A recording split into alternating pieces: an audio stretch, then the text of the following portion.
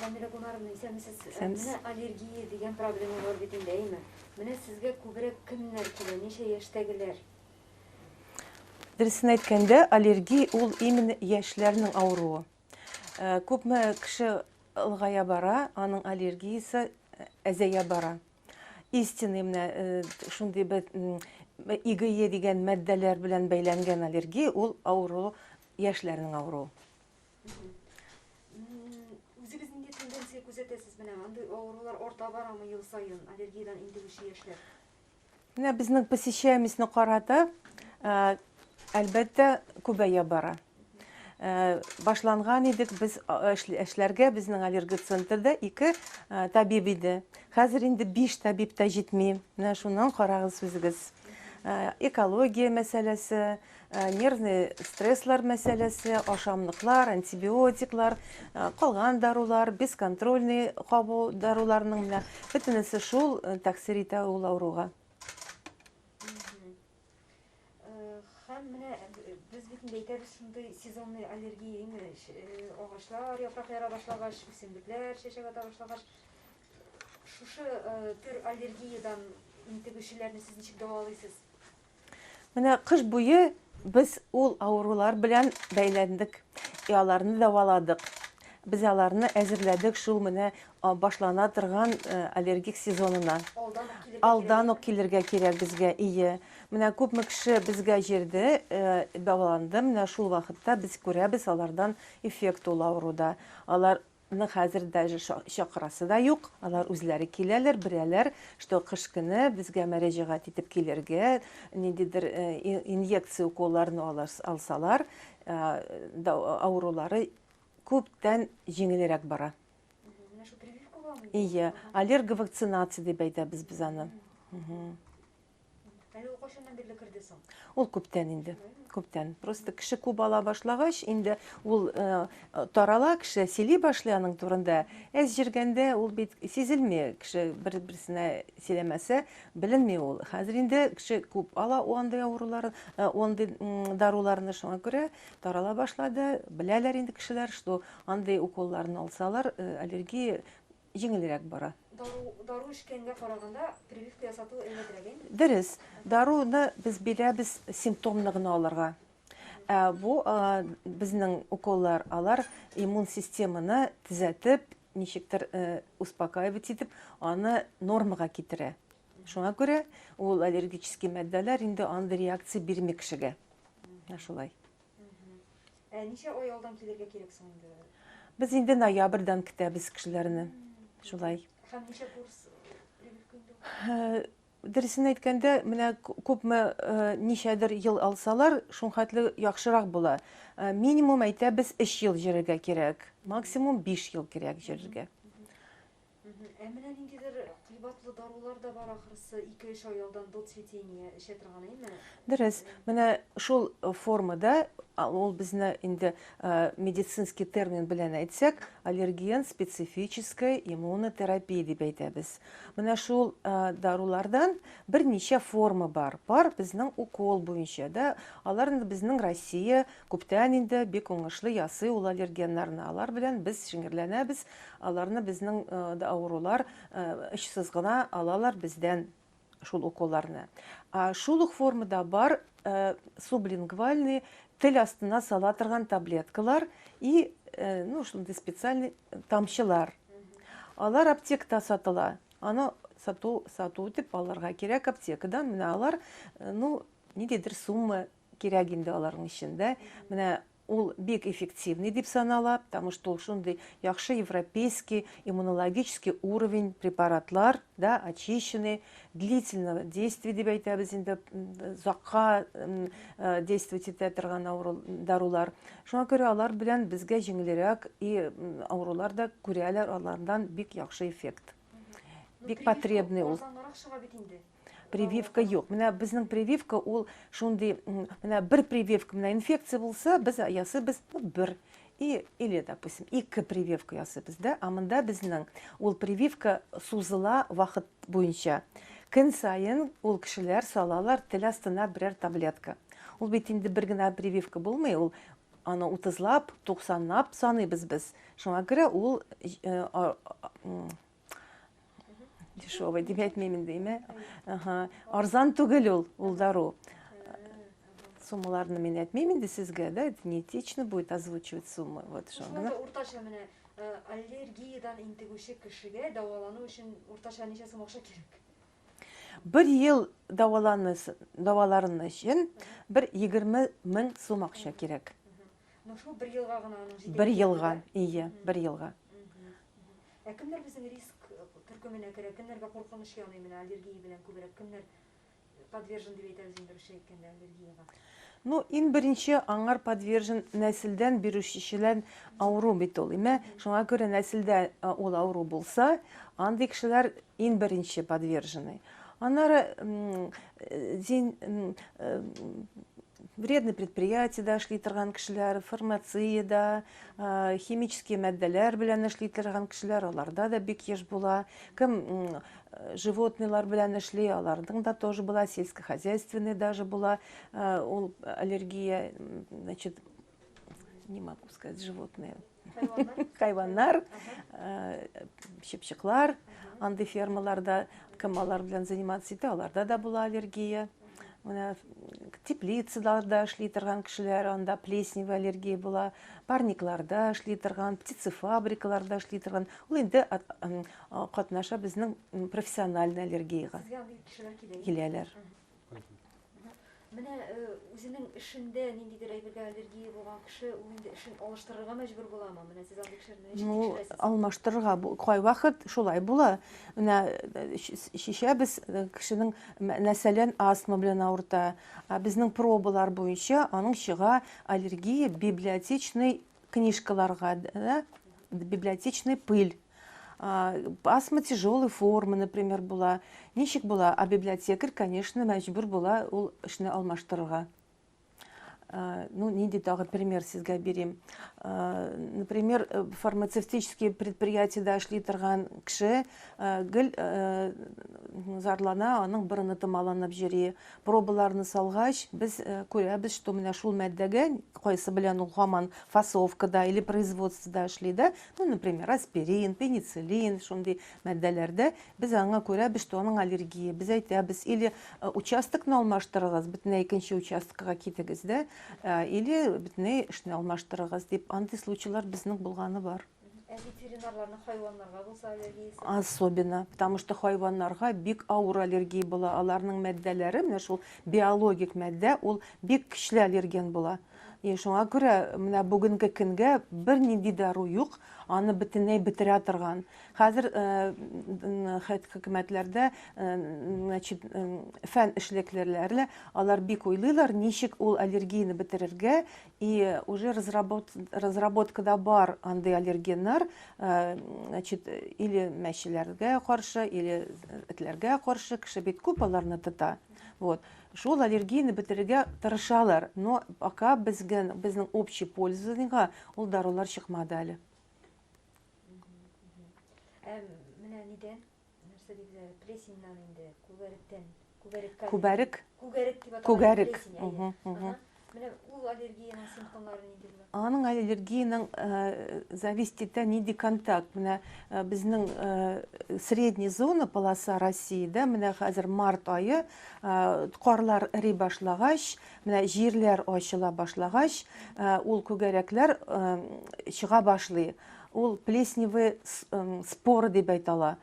Шул спорлар һавада эчеп, борынга, тамакка, күкрәккә керсә, алар чыгаралар или аллергический насморк, или бронхиальный астма. И җәй буенча, и аннары көзгә күчкәч, яңадан шул влажный период башлангач, яңадан ул спорлар ача. И ул безнең өчен, достаточно такая свежая, очень значимая проблема ул безнең өчен. Аның өчен без ясыйбыз пробалар тоже, шишәбез ул аллергияны, карыйбыз, нинди күгәрәккә алар бит әле үзләре дә берничә формада булалар. Шуларны ачкач советлар бирәбез, давалыйбыз. Менә иң аллерген үсемлекләрне әйтеп китегез әле, пожалуйста. Күбрәк нинди агачларга, үсемлекләргә була? Ну, иң безнең яраткан Ә безнең яратмаган агач ул аккаен. Аңар бик көчле аллергия була. Аның матдәләре, молекулалары күп агачларга да кергән була. Аннары зиркән, ул альха, да? И шикләвек агачы. Менә алар иң көчле агачлардан аллергия. Менә апрель-май безнең айы, алар инде прямо бик көчле аллергия бирәләр менә бу агачлар.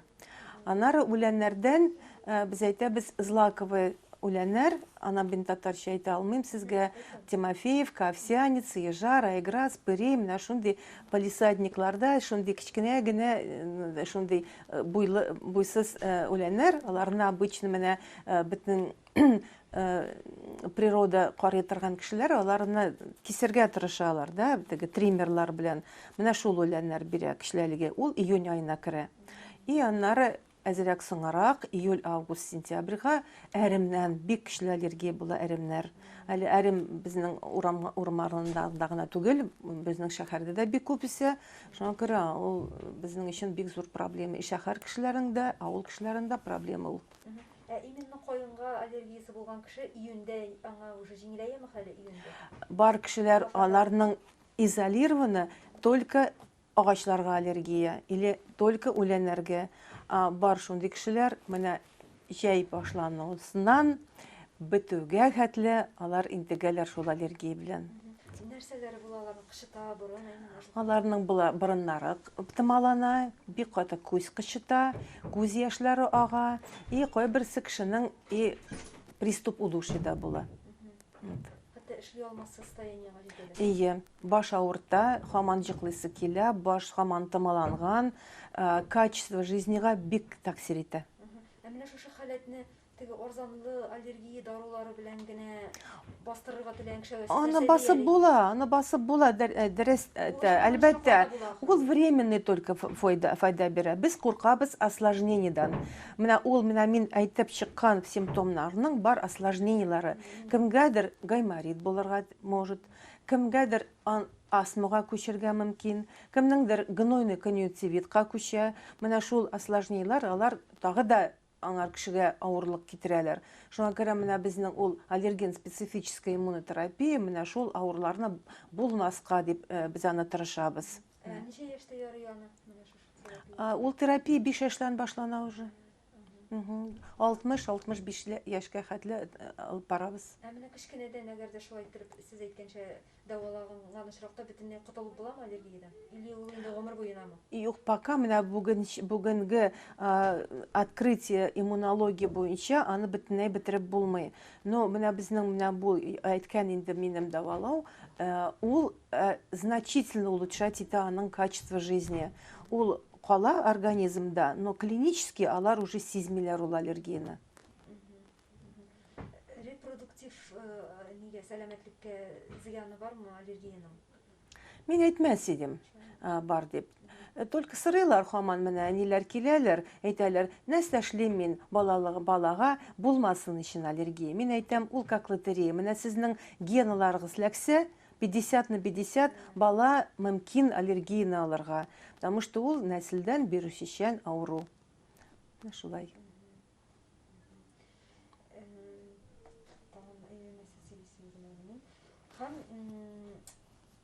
Нинди яңа төр аллергиялар ашыклыйсыз сез бүген менә элек күрмәгән, элек шундый бармы сезнең менә? Моңарчы булмаган, хәзер менә соңгы елларда күзәтелә. Әйтмәсем, что ниндидер открытие бар безнең, что ниндидер менә булмаган авырулар чыкты. Алар просто ешрак чыга башладылар. Крапивница, отек квинки дип әйтәләр, ангиоотек дип әйтәбез хәзер без аны да. Авызлар, иреннәр шешә, куллар шешә башлый. Менә ул ангионевротический отек или отек квинки дип әйтәләр аны. Крапивница, аннары төрле легочный авырулар, легочная эозинофилия, менә шундый бар, аспергиллез легочный, алар инде бөтенесе менә промышленность менә развиваться иткәч, алар да күбәя башладылар да, күпме кеше алар белән катнаша, шуңа хәтле күбәя башладылар алар. Бронхиальный астма үсә. Примерно бөтен авырулардан 20% авыру ул бронхиальный астмага керә. арта бара, ие. Бездә дә и бөтен дөньяда да шулай. Бармы бер инде уртача сан белмисезме статистиканы? Елга ничә кеше килә елына? Юк, әйтмәсен, мин ничә процентка үскәнен. Безнең хәзер дәваларга бик күп, бик яхшы дарулар бар. Элек ул астматиклар көчле приступлар белән больницага ләгәдрия, реанимацияларга ләгәдрия, потому что көчле приступларны аны авыр дәваларга. Хәзер бик көчле, бик яхшы качественный дарулар чыга башладылар астмага каршы. И шул менә особенно тяжелый формага безнең современный, высокотехнологичный дарулар бар хәзер. Аларны тоже только диагноз куеп, авыруларга бирергә дә була. Безнең ул яктан успех бар инде лечениедә, менә шулай әйтәм. Ул күбәйсә дә, но ләкин безнең дарулар бар аларга каршы. Аннары менә минем шундый бер танышым бар. Песи асраганда, мәче асраганда бер нинди аллергиясе булмаган иде, әйме? Куян асрый башлагач, декоративный куяннар бар бит инде. Ул шундан күрә инде, куяннан ахрысы минем дип. Инде шул секреция бүленеп чыга торган әйберләрне инде. Шулай булырга мөмкинме? Песигә юк, куянга бар. Мөмкин. Куян белән мәчеләр, аларның генетический сходство бар. Мөмкин ул безнең псине асрашлаганда аның инде организм чувствительность алган ул псигә. И клинически ул күренмәгән ул вакытта. А менә кроликны алгач, инде полной мере ул аллергияның ачылган. Такой может быть. Һәм менә тагын бер очрак, шул ирем үземнең әйме 12-13 ел элек без Абхазиягә баргач, тоже шунда бер бакчада инде кунакта вакытта бик күп агачтан ук шикләвек ашап, менә шул фундук шикләвеген ашап, кайткач аның бик каты крапивница булды. Шундый аллергия бирде ул аңа. Хотя элек инде моңар шигел шикләвек ашаган иде инде, бер нәрсә юк иде. Менә шундан бирле ул шикләвекне ашый алмый, бер-икене капса да аның уже авыз кырыйлары шабырып чыга, кычыта башлый менә. Ул нәрсә белән бәйле? Ну, менә бөтен дөньяда менә бар безнең 8 бик көчле аллерген. Именно менә шул агач шикләвекләре, фундук шикләвекләре, грецкий орехлар и креветкалар, балыклар, пшеница, аннары бал, йомыркалар, балыклар дип әйттем инде. Юк, менә арахис шикләвекләре, алар керәләр иң көчле аллергеннарга. И шул аллергия ул башланса, ул аннары бетми. Менә бөтен кешеләрдән күренә. Например, сөткә балаларның аллергия булса да, ул еллар белән әзәя башлый, бөтенләй бетә. Ә менә бу 8 аллерген, алар таки калалар кешеләрдә. И именно ул аллергеннардан була бик шундый фаҗигале хәлләр, үлә торган хәлләр, даже анафилактический шок дигән әйбер, анафилаксия дип әйтәләр. Тяжелый приступ астманың отеклар була менә шундый матдәләрдән. Шуңа күрә ул опасный аллерген дип әйтәбез аларны. Инде беленсә, ул аны сизсә, лучше андай кичкеләүкләрне капмаска инде бөтенләй. Һәм аллергиядан интегүче кешесе нинди шикләүләр була, ограничениялар, нәрсәләр ярамый? Менә мин әйтәм, пациентлар килгәндә, сез менә безгә килдегез, хәзер пробаларны салып, шишергә кирәк, ачырга кирәк сезнең аллергия.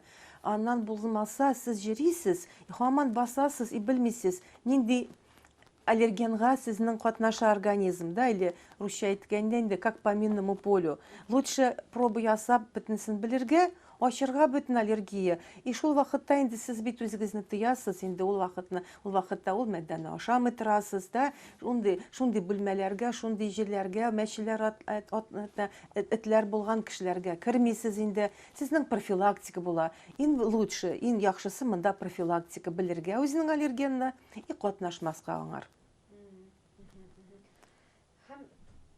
Тагын нинди киңәшләр биреп була менә халыкка, аллергиясе булмасын өчен нинди булган очракта менә шул вакытында килергә инде, әйме, кыш көне, например, цветениега булган. Ну, дөрес, безнең битемендә инде күптән, без инде хәзер 20 ел эшлибез инде как городской центр аллергологии, иммунологии. күп табиб эшли монда. Запись, пожалуйста, ачылган.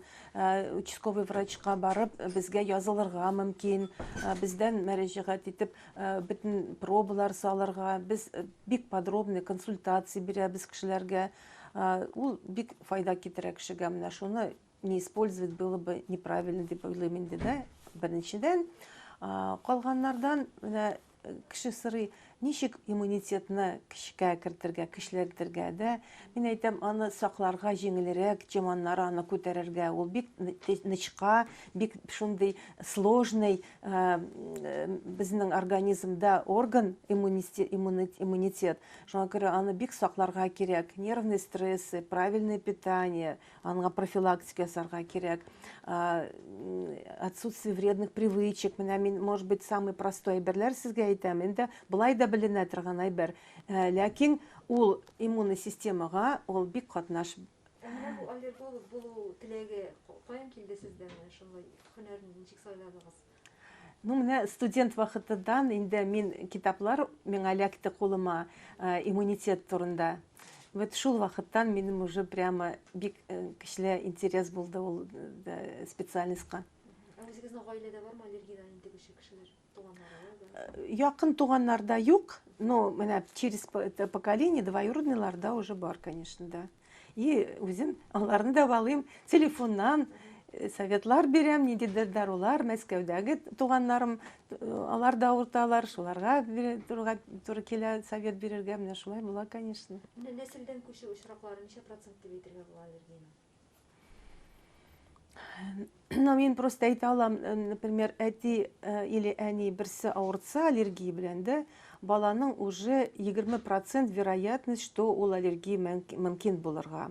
Әтисе дә, әнисе дә авыртса, инде ул вероятность үсә 50-80%-ка. Менә шулай әйтәм.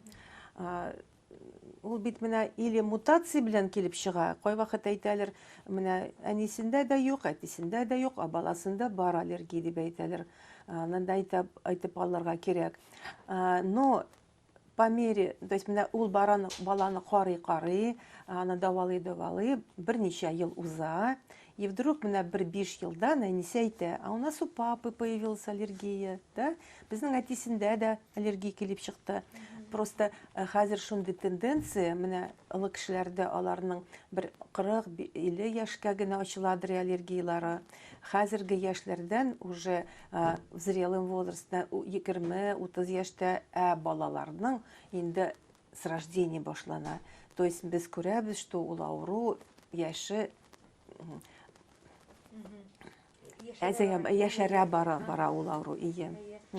Шул бер өлкәнрәк яшьтә 70-80 яшьлекләр уже аларның уже ул авыру әзрәк көчен югалта. Аның общий иммунный системалар әзрәк басыла, и менә шул резкая аллергическая реакция тоже басыла башлый.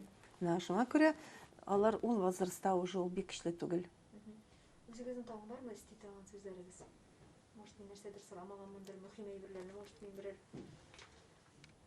Вроде сказала, вот про современное лечение у нас Он бит инде теге названиеларны әйтеп балмыйм. Безнең генный, инженерный, биологический препараты бәйтәләр. Ул бит безнең хәзер на взводе, да, потому что тяжелые ауруларга без бирәбез менә шул терапия алу. Хәзер менә буквально берничә ел гына ул безнең көчкә керә башлады, да. Ксалар, Мелизумаб, шундый препаратлар, бик сложные названиеларны, да, но тяжелый бронхиальный астма, тяжелый крапивница, алар уже безнең хәзер безнең кичкерәк дәрт чыга башлады. Без уже күрәбез даже, что инде шундый авыру кешеләргә дә без ярдәм китерә алабыз. Шуңа күрә ул дарулар килеп барлыкка килде. Әгәр дә юклы вакытта хатын-кыз авырса, Йөкле вакытта без нәрсә әйтәм, куркырга кирәкми. Без бөтен подходларны беләбез. Киләләр, сөйлиләр, минем йөкле вакытым дип дә без аларга совет бирәбез. Безнең бар дарулар, кайсысы вполне подходящий ул йөкле вакытка, да? Безнең астматиклар, ингаляторларында сулыйлар, аларның профиль безопасности бик югары. И без нужный совет бирәбез, и вполне нормально алар бөтен йөклекне уздып, яхшы, таза балалар тудыралар.